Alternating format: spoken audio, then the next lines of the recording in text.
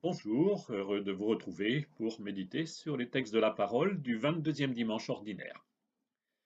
Un verset de la deuxième lecture résume bien le cœur du message de la parole de Dieu pour ce 22e dimanche ordinaire. Accueillez dans la douceur la parole de Dieu semée en vous, mettez-la en pratique. Dieu nous demande non seulement de l'écouter quand il nous parle, mais aussi et surtout de vivre cette parole dans le concret de nos existences. Après un long intermède de plusieurs semaines, où nous avons suivi la lecture du chapitre 6 de Saint Jean, nous revenons à l'évangile de l'année B, Saint Marc. Jésus se confronte dans ce récit aux pharisiens qui reprochent à Jésus et à ses disciples de ne pas respecter scrupuleusement la loi juive, la Torah. C'est d'ailleurs un bref extrait de cette loi que nous lirons dans la première lecture. Enfin, ce dimanche, nous n'entendrons pas Saint Paul. Pendant 5 dimanches, jusqu'à la fin du mois de septembre, nous entendrons des passages de la lettre de Jacques. Son message est simple, tu te dis croyant, montre-le concrètement par tes œuvres. Mais commençons par écouter la parole puisée dans le premier des testaments.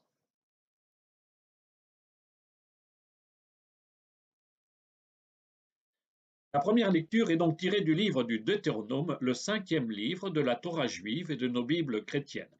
La Bible en hébreu l'appelle parole. Comme un refrain lancinant et dramatique, Dieu ne cesse de dire à son peuple: écoute Israël. Écouter les paroles du Seigneur, c'est une question de vie ou de mort. Les 3 textes de ce dimanche posent difficulté, car la liturgie se permet des coupures du texte biblique. C'est le cas pour cette première lecture qui se trouve au chapitre 4 du Deutéronome, les versets 1 et 2, puis 6 à 8. On nommait les versets 3 à 5. Moïse disait au peuple: maintenant Israël, écoute les décrets et les ordonnances que je vous enseigne pour que vous les mettiez en pratique. Ainsi vous vivrez, vous entrerez pour en prendre possession dans le pays que vous donne le Seigneur, le Dieu de vos pères. Vous n'ajouterez rien à ce que je vous ordonne, et vous n'y enlèverez rien, mais vous garderez les commandements du Seigneur, votre Dieu, tels que je vous les prescris. Vous les garderez, vous les mettrez en pratique, ils seront votre sagesse et votre intelligence aux yeux de tous les peuples. Quand ceux-ci entendront parler de tous ces décrets, ils s'écrieront: il n'y a pas un peuple sage et intelligent comme cette grande nation. Quelle est en effet la grande nation dont les dieux soient aussi proches que le Seigneur notre Dieu est proche de nous chaque fois que nous l'invoquons? Et quelle est la grande nation dont les décrets et les ordonnances soient aussi justes que toute cette loi que je vous donne aujourd'hui? Les rédacteurs de ce livre imaginent que Dieu parle par la bouche de Moïse. Mais c'est bien Dieu qui parle. Et le message est simple: écoute. Si le titre du livre en hébreu c'est Parole, en grec Deutéronome, c'est la deuxième loi. Et c'est bien la Torah et ses principes, les décrets et les ordonnances selon les textes, que le peuple doit écouter. L'enjeu, c'est l'alliance vitale avec le Seigneur. Si le peuple d'Israël écoute et surtout s'y met cette loi en pratique, il vivra, sinon il mourra. S'il conserve précieusement tous les commandements du Seigneur, il vivra en paix sur sa terre et il deviendra un signe pour toutes les nations de la terre. Elles reconnaîtront que le Dieu d'Israël est grand et juste et que son peuple est plein de sagesse. Jésus ne dira-t-il pas lui-même de cette loi originelle: ne pensez pas que je sois venu abolir la loi ou les prophètes. Pas un seul iota, pas un seul trait ne disparaîtra de la loi jusqu'à ce, que tout s'accomplisse. C'est dans l'évangile de Matthieu, chapitre 5, versets 17 et 18. Mais dans l'évangile de ce dimanche, Jésus va rappeler à ses opposants comment vivre cette loi dans la sagesse du cœur et la vérité des actes.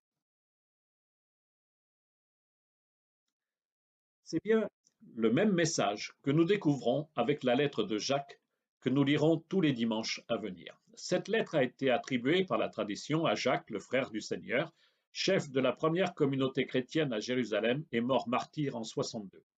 Elle a peut-être été rédigée par un autre Jacques ou encore mise plus tard sous le nom prestigieux de Saint Jacques. À l'époque, on ignorait les droits d'auteur. L'essentiel, c'est que cette lettre est un encouragement, on dit aussi une exhortation, à tenir bon dans la foi, dans un contexte où les chrétiens, attirés par les richesses du monde et la réussite matérielle, risquent d'oublier l'essentiel. Il n'est pas possible, en effet, d'être chrétien, de se dire croyant et de vivre au quotidien en totale contradiction avec sa foi. Nous verrons au fil des semaines combien cette lettre peut dénoncer aujourd'hui les mêmes contradictions qu'en ces temps anciens des premières communautés. Comme pour la première lecture, le texte initial est découpé au ciseau. Nous sommes dans le chapitre 1 de la lettre Jacques, les versets 17, 18, puis 21 à 27. Mes frères bien-aimés, les présents les meilleurs, les dons parfaits, proviennent tous d'en haut. Ils descendent d'auprès du Père des Lumières, lui qui n'est pas comme les astres, sujet aux mouvements périodiques ni aux éclipses. Il a voulu nous engendrer par sa parole de vérité, pour faire de nous comme les prémices de toutes ces créatures. Accueillez dans la douceur la parole semée en vous. C'est elle qui peut sauver vos âmes.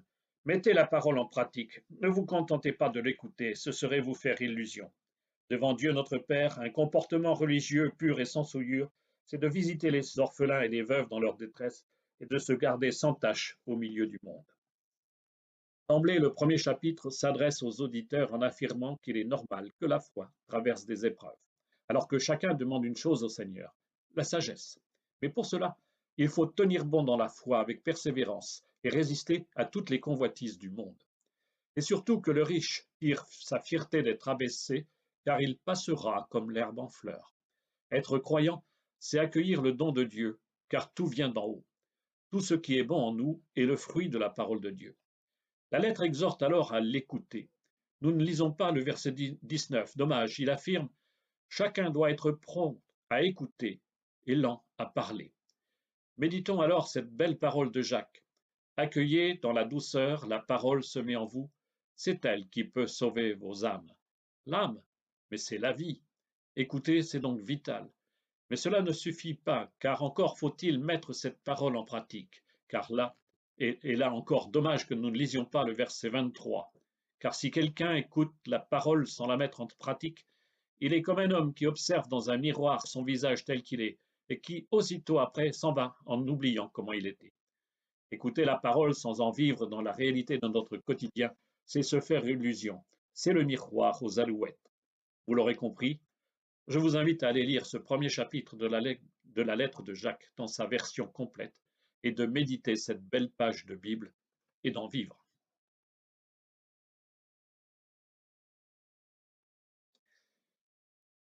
Ce dimanche, nous retournons donc lire l'Évangile selon saint Marc. Nous le reprenons au chapitre 7. Nous l'avions quitté avec la lecture de la multiplication des pains au chapitre 6 qui s'achève avec le récit où Jésus marche sur la mer et dit aux apôtres « Confiance, c'est moi, n'ayez pas peur ». C'est au chapitre 6, versets 45-52.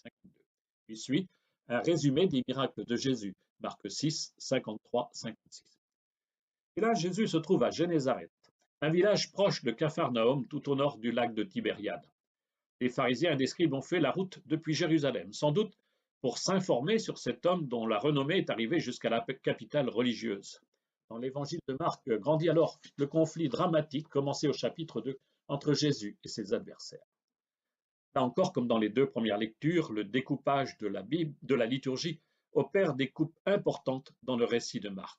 Nous lisons donc au chapitre 7 les versets 1 à 8, puis 14 et 15, et enfin 21-23. Alors, soyons curieux, allons lire tout ce récit en entier dans nos Bibles. Mais je lis le texte qui sera lu le dimanche. En ce temps-là, les pharisiens et quelques scribes venus de Jérusalem se réunissent auprès de Jésus et voient quelques-uns de ses disciples prendre leur repas avec des mains impures, c'est-à-dire non lavées. Les pharisiens, en effet, comme tous les juifs, se lavent toujours soigneusement les mains avant de manger, par attachement à la tradition des anciens. Et au retour du marché, ils ne mangent pas avant de s'être aspergés d'eau, et ils sont attachés encore par tradition à beaucoup d'autres pratiques, lavage de coupes, de carafes et de plats. Alors les pharisiens et les scribes demandèrent à Jésus, « Pourquoi tes disciples ne suivent-ils pas la tradition des anciens? Ils prennent leur repas avec des mains impures. » Jésus leur répondit, « Isaïe a bien prophétisé à votre sujet, hypocrite, ainsi qu'il est écrit, « Ce peuple m'honore des lèvres, mais son cœur est loin de moi. C'est en vain qu'ils me rendent un culte. Les doctrines qu'ils enseignent ne sont que des préceptes humains.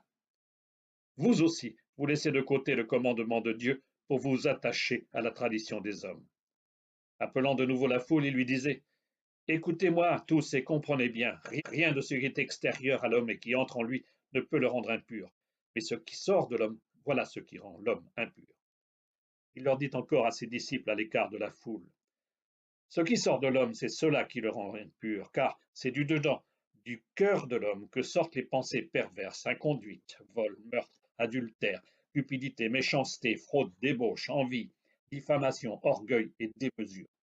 Tout ce mal vient du dedans et rend l'homme impur. Comment comprendre le cœur de ce débat? Qu'est-ce qui est pur et qu'est-ce qui est impur? La loi juive avait établi des règles d'hygiène strictes, sans doute à l'expérience, mais ces règles étaient en même temps des règles religieuses. Les pharisiens venus pour observer Jésus, espionner peut-être, s'appuient sur les pratiques d'ablution qu'on trouve décrites dans le livre du Lévitique. Le but est d'abord sanitaire, se laver les mains quand on a touché quelque chose de dangereux. Il suffit de penser aux gestes barrières préconisés en ces temps de pandémie pour bien saisir. Mais cette règle est aussi religieuse, se purifier des contacts avec les non-croyants susceptibles de polluer le croyant. Cela, c'est plus difficile à comprendre aujourd'hui. Or, Marc écrit pour des communautés en majorité d'origine païenne, sans doute vivant à Rome. C'est la raison pour laquelle il explique les rites aux versets 3 et 4. En fait, le problème de Marc est sans doute bien postérieur à Jésus et à la controverse de ce récit. Dans les premières communautés, certains chrétiens d'origine juive continuent de suivre les prescriptions de la loi juive, au risque de se couper des chrétiens d'origine païenne. Marc se souvient alors du conflit entre Jésus et les pharisiens. Quel est le message de Jésus ici? L'impur, ce n'est pas l'aliment que nous mangeons, ni d'avoir les mains sales. Ce qui est impur, c'est le cœur des humains qui se tiennent loin de Dieu. Il nous manque alors le cœur de la controverse.